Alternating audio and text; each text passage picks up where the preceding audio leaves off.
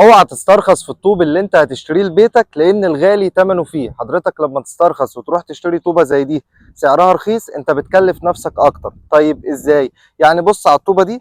الطوبه دي سمكها كده او ارتفاعها 4 سم، طولها 23 وعرضها 9 سم ونص. طوبه زي دي سعرها رخيص، الالف منها هيكون سعره رخيص، بس هتكلفك اكتر لان حجمها او مقاسها صغير، فبالتالي هتستهلك معاك كميه طوب اكتر وهتستهلك معاك كميه مونه اكتر. ده غير ان هي ضعيفه جدا وهتلاقي في منها هالك كتير. زي ما انت شايف كده هتلاقي في كميه هالك كتيره جدا من الطوب اللي نزل، بالرغم ان كميه الطوب مش كتيره ولكن في منها هالك كتير.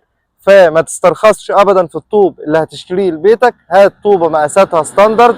يعني مثلا الطوب الاسمنتي ده المفروض عرضه يبقى 12 في ارتفاع 6 في طول 24 او 25. الطوبه دي هتقلل معاك كميه الطوب اللي هتستخدمها، ما يكونش فيها هالك، فبالتالي انت كده هتحافظ على فلوسك، مش هترميها في الارض بالشكل اللي انت شايفه ده.